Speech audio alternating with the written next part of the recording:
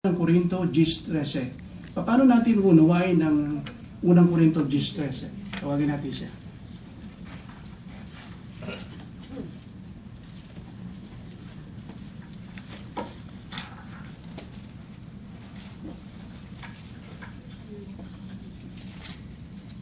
Paano natin uunawain ang unang Corinto 10:13?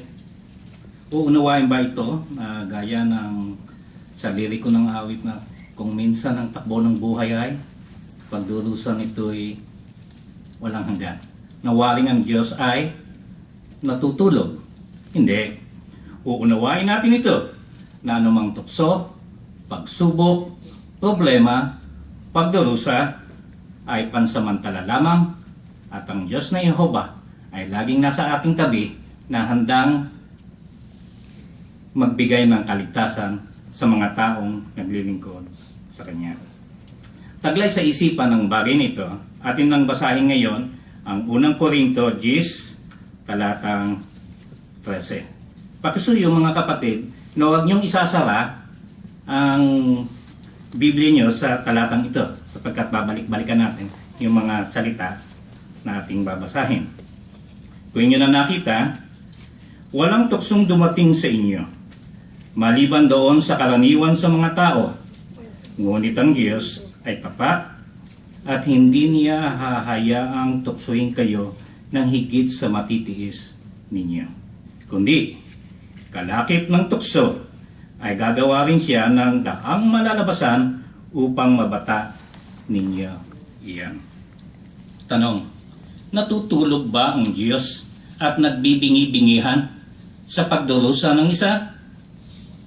Ano ang naunawaan niyo nang mabasa natin dito yung mga salitang ngunit ang Diyos ay tapat?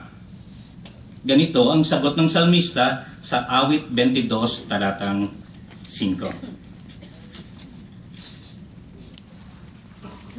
O Jehova, sa iyo sila dumaing at nakaligtas sila. Sa iyo sila nagtiwala at hindi sila napahiya.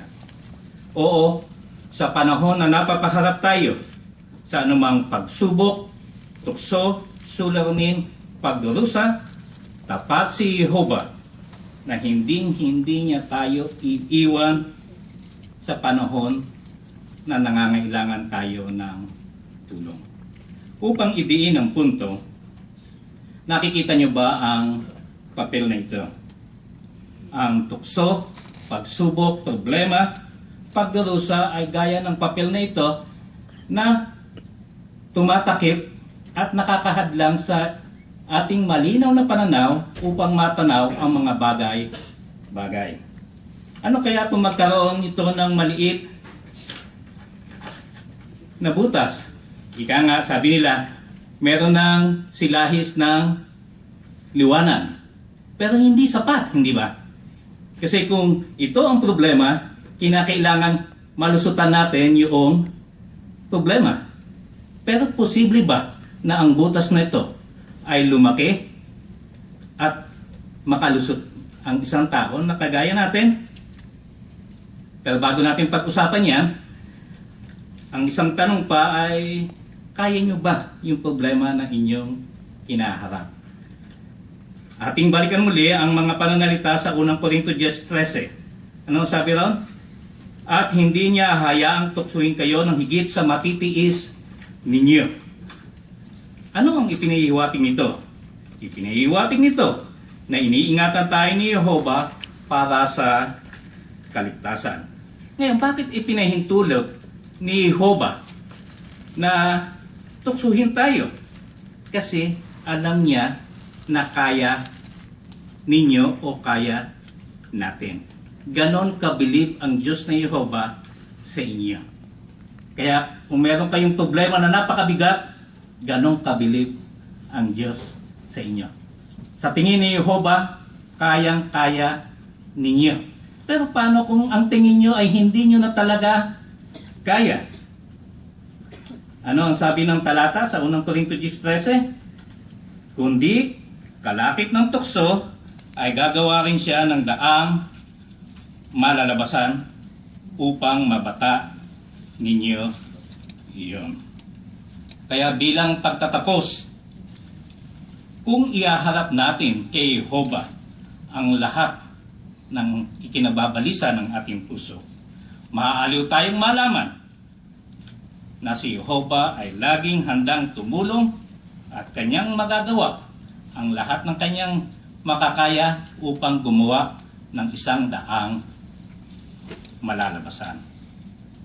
Ano man ang pagsubok, ano man ang tukso, ano man ang suliranin o pagdurusa, nangangahulugan ito mga kapatid na hindi walang hanggan.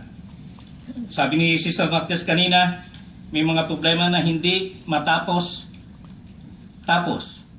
Pero kung ito'y iahagis nyo kay Jehovah, isang bagay ang tiyak, katulad ng binanggit natin kanina, si Jehovah mismo ang gagawa ng daan upang inyong malusutan ang problema o tukso na iyan.